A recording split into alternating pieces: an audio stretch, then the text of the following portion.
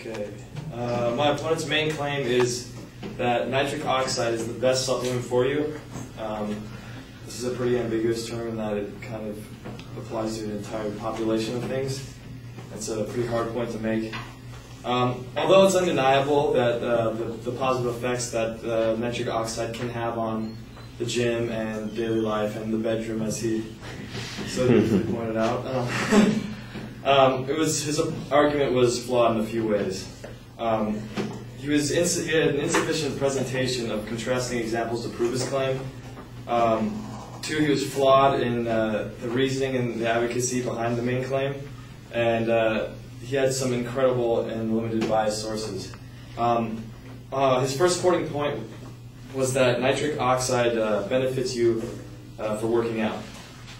The evidence he used in the promotion of his point was pretty hard to find credible because the two sources he used, Ken Lloyd and Herbal Bloom, are both advocates of product sales.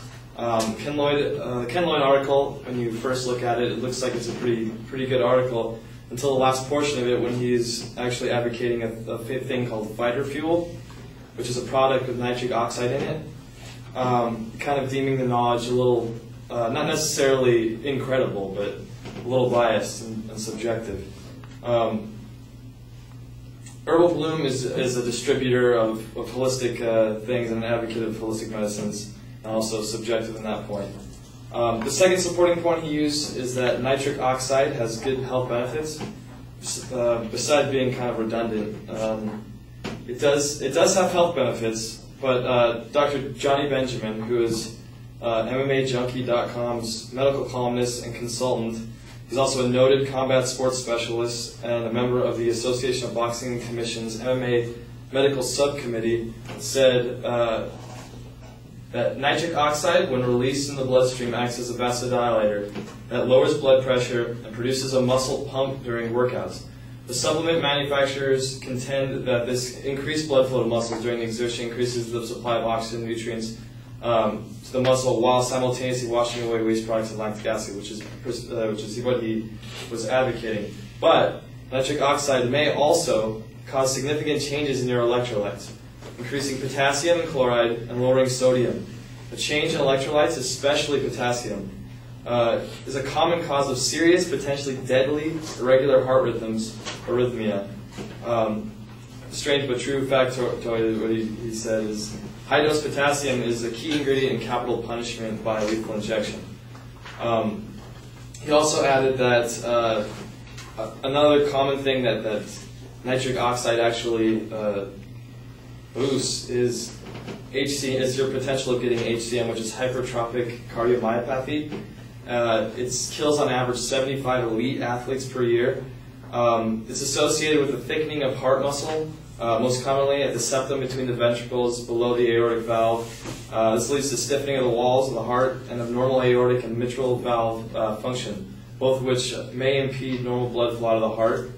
And this can be caused by genetics, but the actual cause is unknown. That was from WebMD. One of the most famous deaths is actually Reggie Lewis in the 1982 draft of the Boston Celtics. He never got to play a single game because he died of HCM.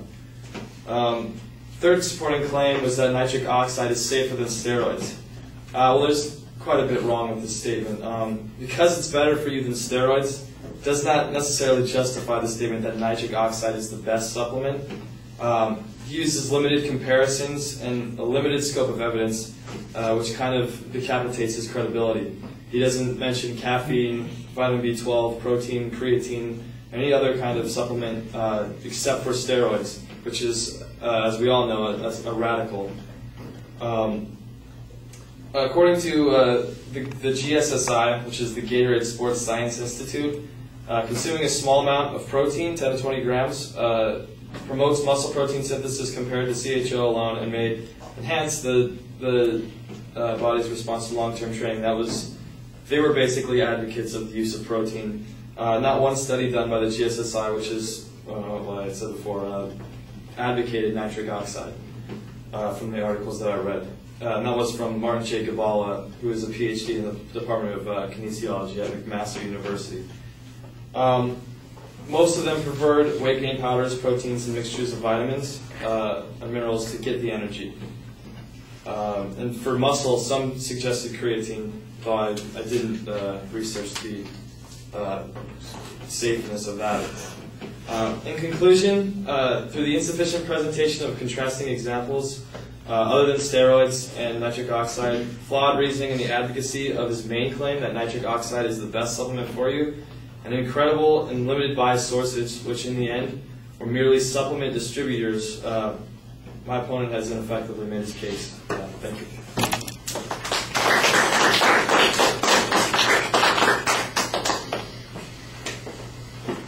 Well, you're very direct in the challenge. Ooh, that's all right. As long as it didn't fall over and break, you're not in trouble. All right. The challenge that you make, like I said, is very direct, and I thought that that was a good way to go. You're pretty aggressive in suggesting that there are problems with the advocate's claims, and I think you challenge the evidence and the reasoning effectively on all of the supporting points. You explain most of your reasoning challenges very well. When there is a question about the evidence, you ask legitimate questions. You usually try to provide some counter evidence on the point, and I thought that that worked really well. I thought your comparisons on the third point, especially when you talked about the absence of discussion of other supplements, the relative lack of data supporting this particular supplement, and you gave us a very good summary about why there's a problem with this particular issue. On the second point, you have two really good arguments that have to do with potential risks. One is the issue of arrhythmia, and the other one is the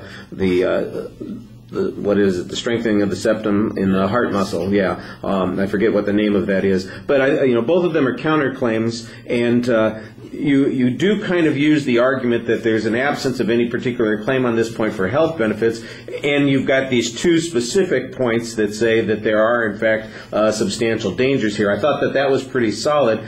And the argument about the absence of health benefits, I thought, was a reasonable challenge on that. You had a good explanation about why you had difficulty finding the information, and you talked a little bit about the evidence that the advocate presented. The only thing that I'd say you need to do a little bit better is talk to the audience, enhance your credibility that way.